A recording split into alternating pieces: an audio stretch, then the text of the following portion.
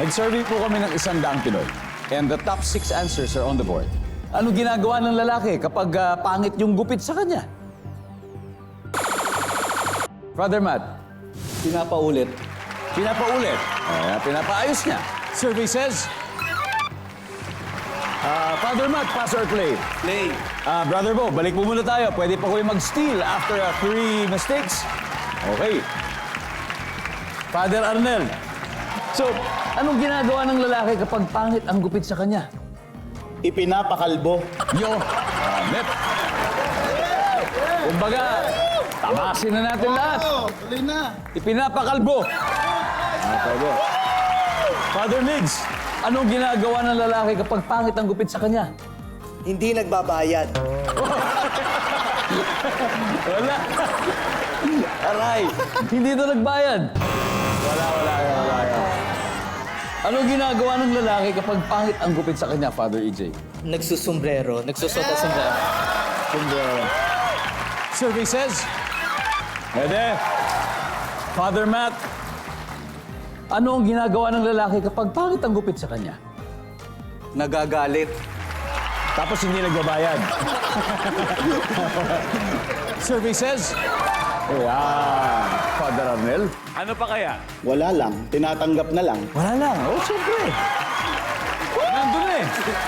Wala lang. Uy! Grabe ah. Nangyayari na sa Grabe. Masisweet nila. Father, Parang mahirap. anong ginagawa ng lalaki kapag pangit ang gupit sa kanya? Pinagtatawanan yung sarili. Oh! Happy lang. Happy lang. Parang ganun lang. Nandiyan ba yan, survey? Ay, ano ba yan? Usap-usap na po tayo. The Feast of Lay Preachers. Okay. Father EJ, ano ginagawa ng lalaki kapag pangit ang gupit sa kanya? Ano na By the lang? way, napakaganda ho ng gupit niyo. At thank you po. Nagtatago na lang sa bahay, hindi na lumalabas. Pwede. Nandiyan ba yan? Wala. Eto na.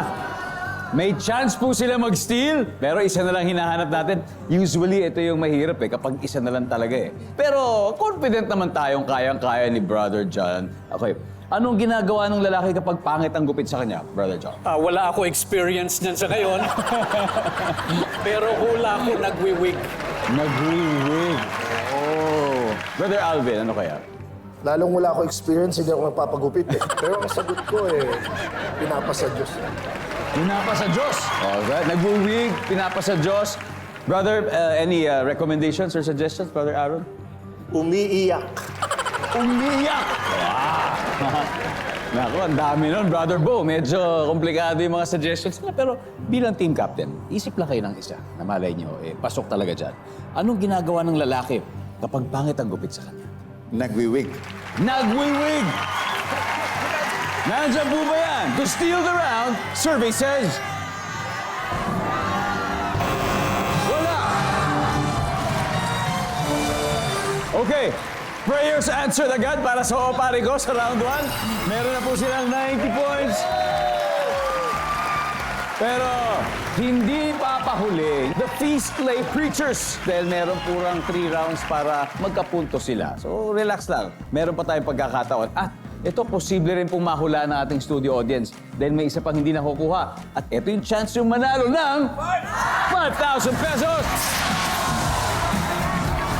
This side or this side? Sir, gusto niyo po? Sir, hello. Hello po. Ano pong pangalan nyo? Mark po, Mark. Mark, from? From Lili, Laguna. Hi, from Laguna. Okay, Sir Mark. Ano kaya ginagawa ng lalaki kapag hindi niya gustong gupit sa kanya? Sumisimangot. Sumisimangot. Nandiyan ba yan for 5,000? Uy, wala rin. One last. Nay, one last. Ano pong pangalan ninyo?